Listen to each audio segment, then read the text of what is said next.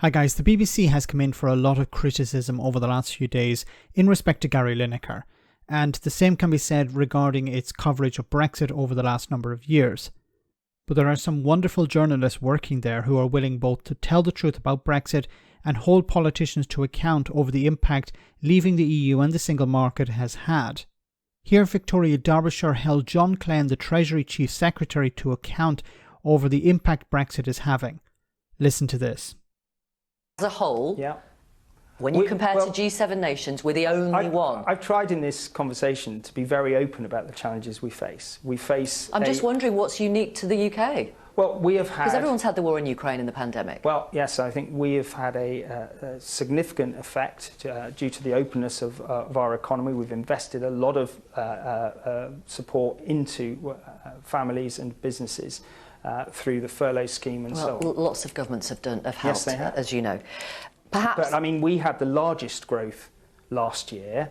And the worst growth the year before that. I mean, we can trade those statistics. But if you look at it over 12 years, we were right in the middle of the pack, and I accept the challenge that we do need to get growth going in the economy. You haven't mentioned Brexit. The OBR hasn't changed its view on its assessment of Brexit. Perhaps that is one of the reasons why we're different compared to other G7 nations.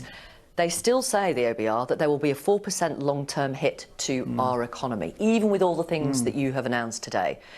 Isn't it time to be honest with people about that? Well, we gave people a choice. That decision was made 7 years ago. I think most people want... But people didn't vote to be poorer, did they? They made a choice, and we as a government are now taking advantage of all the opportunities that we can. Do you think people voted to be poorer, yes or no? I think people made a decision around a range of factors. Do you think they voted to be poorer, honestly? I think people were given a choice and they made a decision. My job as Chief Secretary is to work with the Chancellor to do the best I can whilst I'm in office today. Did people vote to be poorer? No, they did not. That's the answer. But he can't answer it like that because people are poorer because of Brexit. Now, who said that things would be better off? For example, Jacob Rees-Mogg said that footwear and food would be cheaper under Brexit. Michael Gove, George Eustice, Boris Johnson, all of these people said, vote to leave and things will get better. People will have more money in their pockets. There'll be lower taxes, greater opportunities, greater job security. All of these things were promised by the Brexiteers. Nobody voted to be poorer. People voted to be richer. And of course they were lied to. And what can he say? He can't be honest about this because this is what their entire party is built upon at this moment in time. The 80-seat majority that Boris Johnson won on the back of getting Brexit done.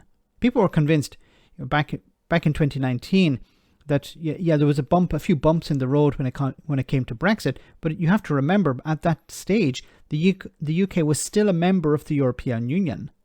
It wasn't until the end of 2020 that the real impact of Brexit was felt. Yes, there was a drop in investment after 2016, but the real impact began in 2021.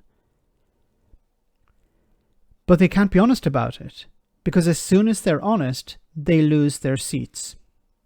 They're desperate. And what's going to happen, I think, over the next number of years is when the Conservatives are eventually removed from power, you're going to see fresh politicians, and I hope this is the case, if the Conservatives want to get back into power, they're going to have to jettison Brexit. You're going to have new politicians coming in who are critical of Brexit, who are saying our position is back in the EU. Now, it sounds extremely alien at this moment, but I strongly believe that when the Tories want to get back into power again, they're going to have to say, we are the party of Europe. We want to be back in Europe. We want to be at the forefront, making decisions for Britain. They'll be anti-Brexit, I believe. But this is 4 or 5 years from now, I imagine. So they're going to lie and try and confuse the public and make up all sorts of stories until that happens. Did people vote to be poorer? Of course they did not. Let me know in the comment section, guys, what you think about all of this. As always, your comments are greatly appreciated. Thanks a lot.